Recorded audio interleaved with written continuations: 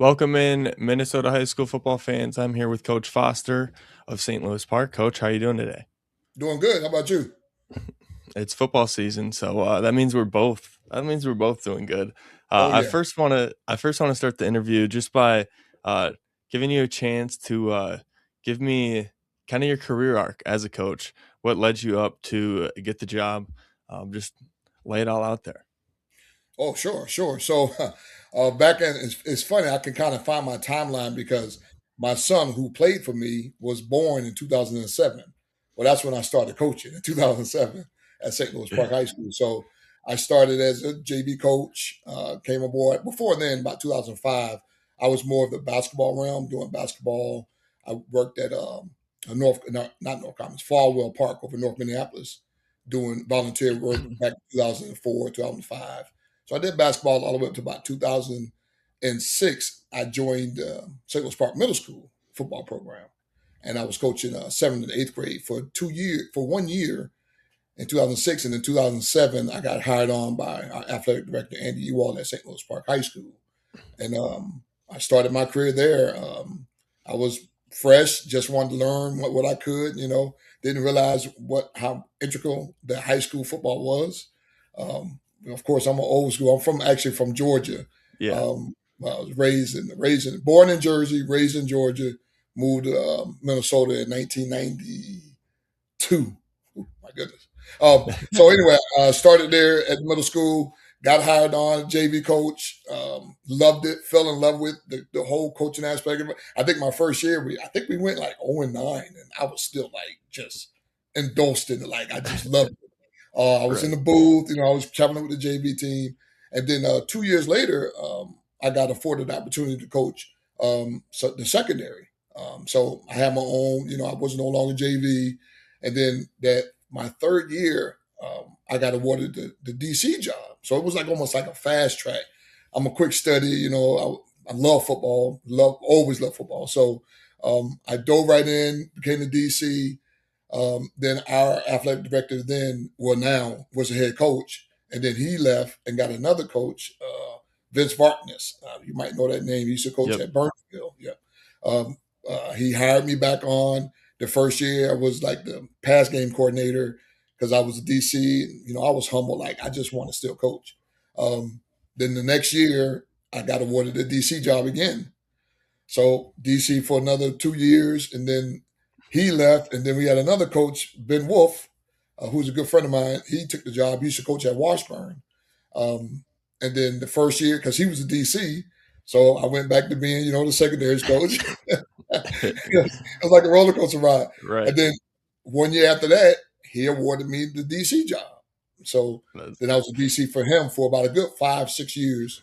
And then when he left in 2020, 2019 was his last year, and he groomed me. I mean, we became real good friends, and he groomed me into being a head coach. I've had opportunities to coach elsewhere, but I wanted to stay. I felt like I wanted to be loyal to St. Louis Park. We didn't ever have any really good winning season except for 2017 was our only state participant performance under Coach Wolf, Ben Wolf. And then I said, you know what, let me throw my name in the hat. And I built a lot of relationships at St. Louis Park within the community and the fans, and the students. And then I got hired on in 2020, which was the COVID year, which was crazy.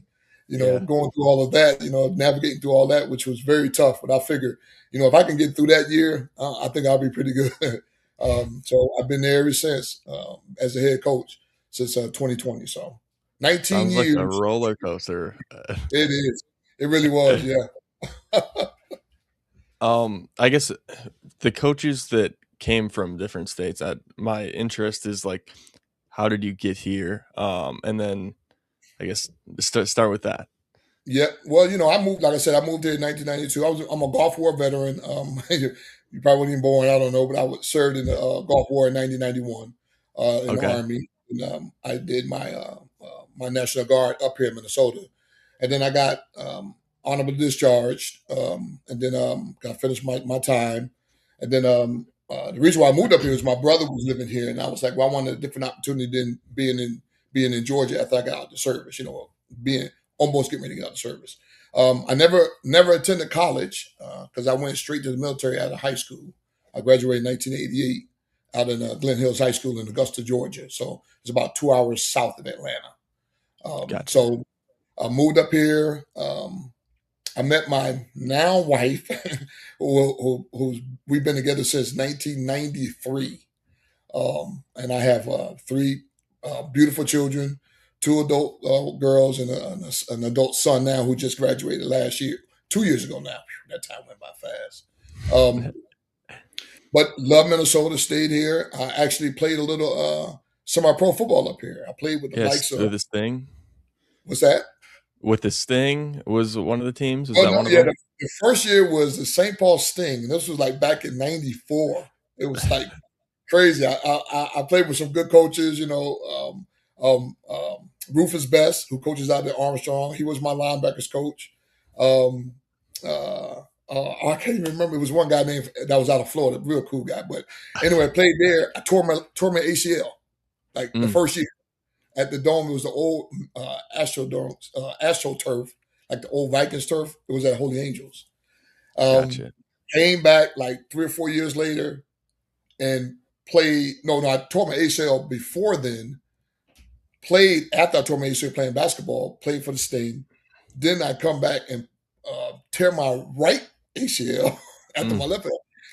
About 4 years later, mental hurdle. It's nothing like it is now. These guys are coming back in like 8, 9 months. I actually got a right. kid in like 9 months, two of them. But then I ended up playing like 5 years after that. I played with the Shakopee Warriors. I played with the Minneapolis Lumberjacks. I played with the Twin City Titans. It was Just live I it. love the love Love for the it. game. I just wanted to get out there and just prove something to myself more than anything that I could do it. And it was fun. I won the defensive line player of the year for the Shakopee Warriors. It's just crazy. We had a ball, man. Just loved it. Played with the Sting was Rufus Best, not Rufus Best. My man Ray out there in Shakopee. He Oh, was our gotcha. quarterback. Yeah. Okay. That's Okay. how I met him. So you build a lot of relationships from Yeah, seeing different guys connections. in the space, from the football space. So, I mean, that's how it started for me. And like I said, the love of the game just led me to coaching, and I wouldn't want to do anything else. What's your coaching motto? What are you trying to instill in the program? Listen, I just want to instill integrity, resilience, toughness, and just be accountable. You know what I mean? Like because when because I always tell our kids, football is going to end one day for you. What's next, right? So regardless if you're going on to college or whatever, I want to build, good, resilient young men to be a part of their community, and just give back. I got kids that I coach over the years that's come back and coach for me. So I mean, that just kind of give you that satisfaction of you're doing something right. You don't get everything right, right? We're flawed human beings, but my model is, just making sure that you do the right thing, um, stick to what you believe in, and just work as hard as you can at what you want to do. That's where I put my boots up, and that's what I've done. I've always started from the ground level and just worked my way out. It's all about work ethic for me. So Yeah, let's dig into some football. Let's start with last season. yep, Coming off a 2-7 season where the first two games you won, and then you go on this losing skid. But I don't think W's and losses really tell the story because 6 of 7 of those were under 11 points. So it's not like you guys were very far off. Just right. give me a little summary of kind of how you took last season. Last season it was tough. I mean, of course, every head coach are going to go in with expectations of what you want to have the season be. I mean, no one's going to come here and saying, "Oh, we're going to have a 2-7 season," right? We want to win every game that we're scheduled. Like you said, started off fast, 2-0. Then we hit that third game and lost to a tough Matamida team. I Yeah, mean, it was just a real clip. They held the ball for almost 10 minutes in the third quarter. Just sounds put about that. right. But again, our kids fought hard, and then, like I said, we went on that skid. We what really hurt us is that when we went to Cretan in that fourth game. Cretan was a state participant, very good team, and I mean we're up 17-7 on them, and we get a lightning delay, and we had like two lightning delays, and then that third one we was on our way to kick a field goal to go up 20-7, possibly. They called the game, so we got to come back the next day, and then we play that next day. I remember that. Yeah. Oh my goodness, man! If you give anybody another day, it's Right. really tough. Like you could just go look at the film. We did the same thing, but when you're up, it's a different mindset than when you're not up. You know what I mean? Yeah. So they came out, credit to their coaching staff, Coach Kim Royce and all those guys. They did a great job, come back, and they were a different team that next day. And although we were still in the game, when we lost our quarterback, that really put a big slide and damper on. It's almost like it was like a domino effect. We had a Yeah. stud and a running back in Mason Healthman. He goes on to St. Thomas. But losing your starting quarterback was very, very hard the way it happened. And then we had to put in who is now our starting quarterback in the fire, and he was also playing safety. So there was a lot, and you know how it is. You watch a lot of football. When people look at the score, they're like, "Oh, Creighton killed them," and it was like, no, not necessarily. There was a lot of things that happened, Right. and I think if things would have happened differently, maybe we would have, come away with the win, and then maybe our rest of our season would have changed from there, right? Yeah. But nevertheless, we played a game. Then we go on this credible slide of losing games by a touchdown, like one score games, and that was very hard. Like, and we're trying to get back up, and then we had to put another guy in that transferred in from Georgia who wasn't really with us, but we loved him. He was our best option at quarterback at the time. But again, when you don't have that camaraderie together with a person that's not from, what you're bringing up, it makes it kind of difficult, right? He did the best he could. We did the best we could as coaches. We could have done better. Um, but we go on that slide, and I mean, it was so disappointing and so shocking to us. And I think, too, the mindset of some of the kids, and I wouldn't say coaches, but you have to guard against, oh, look at this section. We should be, we know who we are and we should do this. And then sometimes I think that kind of backfires against some of the mindset or psyche of the kids. Like, yeah, this is this team and this team. They play a weaker schedule. And we try to let them know it's football. And this 16, 17, 18-year-old young men like yourselves who is they're saying the same thing. Like, we should be at that level as well or coming out the section. So I think trying to guard against that was probably the toughest thing. And then going through that losing streak, and it's kind of hard once that slid it happened to us. It just kept going downhill. And then when we got into the section and getting that home playoff game, then they took a sigh of relief of going, oh, we're the 2 seed. We got to bye. We welcome in Minneapolis Southwest. And I try to remind them, we beat them the first game of the year in overtime. So again, lose by a touchdown. We have, bad things happen at the end of that game. We could have forced overtime. We're down in the 5-yard line, and then had a bad thing happen, and it was just tough. I think that might have been, and I've been in a lot of seasons, that might have been one of the hardest ones outside of my son losing at Armstrong, his senior year. And then when he tore his ACL in his junior year. But that was very tough to swallow because that team, I think, should have been better than what that record showed last year. Yeah. Going in now this summer, this spring, what you've seen in the weight room, on the turf and practices, what do you think your team has kind of gotten better at from last year that's going to carry into this season? I think the togetherness. We've had a good camp so far. I mean, like in the summer, we went to UMD. We go there just for about like 18 years straight. We've been going to UMD, and to see our young guys step up, like our junior class. We don't have a very big junior class, but they all play. And to have our quarterback show the way he did in the 7-on-7s, UMD, we went to St. John's for the first time this year. And that was a great experience, great time out there. We enjoyed all of it.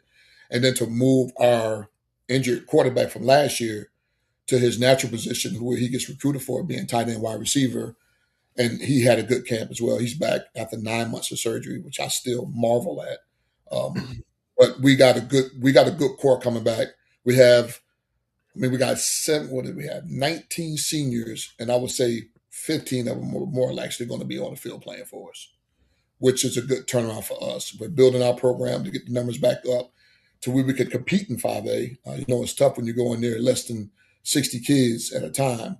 Now we're Mhm. getting close to more 80. Our goal was always talk to my DC coach Rob Griffin. We always said our goal is to get 20 a class, and we're approaching that right now. Right now our roster is around 77. Again, when school starts, you probably get more trickling because a lot of people don't realize that football starts in June. It doesn't start in August, but Yeah. it is what it is. So I think we can. I think I mean, attention to detail, I think more so than anything, we're changing our practice models up. We're going more of the speed based training model, trying to give more kids rest. I think we kind of wore some of our kids down last year. I think it's, because I'm old school, we was always bang, bang, get the smell of balls. Oh, you just got your cobwebs. That's not the way to do it. And not to say that I did that coaching, but I had to take a step back as a coach and really check myself and go, you know what? Maybe I were doing things a little bit wrong, and maybe this would be a better way to kind of take the pressure or take the wear and tear off of your kids' body. Because Friday night, and you play the game, it's not easy. It's a hard, grueling sport. And when you're running your kids in the ground on Monday, Tuesday, and Wednesday, and you give them one break on Thursday, that's not really helping them. And they're tired, right? Yeah. Not to say, again, I'm not making excuses. We went to the state in 2017 and we had a model where we're not doing this now, but learning from Coach Moeller Garrett Moeller out there in Stewartville, and some of the things that we're learning from different coaches and seeing, this model. We're gonna give it a shot this year and see what it does for us. I think so far so good. So One of the more interesting players, and you talked about him, was Arnold. How he started a quarterback last season, went through a pretty devastating injury, and now ready. Like, luckily, you would hate a kid to miss his senior year or really any time. right. But just the comeback and kind of what you've seen from him, and just I've always known him as a quarterback, and now I see stuff of him going up and mossing people and stuff like that. So the transition to receiver, I'm just really interested to hear your perspective. Oh, for sure. He started out. I mean, he's first of all a great character kid. Comes from a great family, and he'll do whatever you ask him to do. Right. So he come in as the ninth grader. He was a freshman. He was a receiver, and I mean, it's so funny because I was at one of the games. They was playing against Chanhassen for a while, 3 years ago. I can't believe I'm saying that. But anyway, he took a toss and he threw a pass, and I saw the ball just fly off his hand, and I'm thinking, I wonder if he could play quarterback. Because sometimes you want to say, okay, let's put our best athlete at that position, right? Hmm. If he doesn't really have the mechanics and all the things of a quarterback that you would want to have, but when he's your best athlete, you want to say, okay, let him have the ball all the time and let him make the decisions. So as a sophomore, and again, that was like 3 years straight that I had a sophomore starting quarterback for us, which is not easy, with a Yeah. sophomore quarterback. Varsity Yep. football is totally different than freshman or JV football. So he comes in and he plays quarterback for us a sophomore year. He did a good job at it, right? I mean, my son's senior year, I think we went 4-6. Lost to Armstrong. Armstrong was a powerhouse.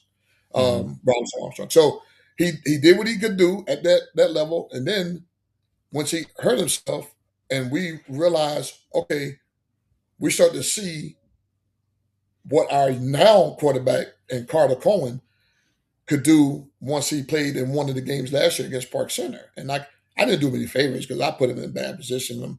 I should have just kept handing the ball off to Mason, but they got out of the box. But he made some good plays and he made some good throws. And I'm like, well, I think we got a quarterback. And he had been going to the 6-1-2s and doing that training. So all off season he committed to Quinn Frizzell, good guy, doing a great job at 6-1-2 Qs. And he went there all off season. All I kept getting was good reports from him, playing quarterback. So I brought Everett to the office, and I gave him my synopsis of who he is as a player and what we can use him as in his senior year. And I asked him, I go, what do you want to do? I go, if you tell me you want to play quarterback, I'm not going to take that from you. But if you think that Carter can fill that role and you move the receiver, I mean, I think we'd probably be even, more potent with you out there getting the ball. I know it's a difference because you ain't got to handle the ball all the time, and it's a total different position, but it is I believe, your natural position and what college coaches are recruiting you for. Because they wasn't recruiting him as a quarterback. They was recruiting him as, I mean, you're 6'5", 230. You know what I mean? Like, they're looking at that frame, and you know how colleges do. I mean, they do wonders with you the next year. They'll Yep. plan, weeks, and all that type of stuff. So he said, let me think about it. He came back a couple of days ago. Yeah, I want to move the receiver. And I'm like, that Cool. shows his selflessness, right? I Hmm. want to put the team, whatever and he trusts me and trusts our coaching staff, whatever you feel is best at this time, we'll go with it. And then here come the summer, Carter comes out. He's making all the throws. He Everett is smiling. He's happy. My other receiver, Jaden Post, he's going to play at the next level. He's good. Yep. He's very good. Yeah, very very good. He does a whole 7-on-7 circuit. Yeah. He does I got to be basketball. his coach when he He was, never like, sit on the down. Yeah, 14U team. Yeah. he doesn't ever sit down. I'm always like, JP, do you ever rest? But does he ever come back? He was chomping at the bit, like, Coach, I think I'm ready. I could probably do some at UMD. I'm like, no, that's not. Why? Like, if they get cleared for the summer, I said, once the doctor cleared you, then I'm not going to hold you back. So they cleared him for, for some of the 7-on-7 stuff, and we sprinkled him in there, and all he go out there and do is catch touchdowns. And like, hey, we can work with that. Yeah, right. Well, I'm excited to see this offense go. I think it's going to be one of the more dynamic ones in your class, so really looking forward to it. And thanks Sure. for taking the time, and best of luck this season. Go get them. Hey, appreciate you, Caleb. Love what you do. Keep doing it, man. For Minnesota sports, man, it's awesome. Thank you. Appreciate it.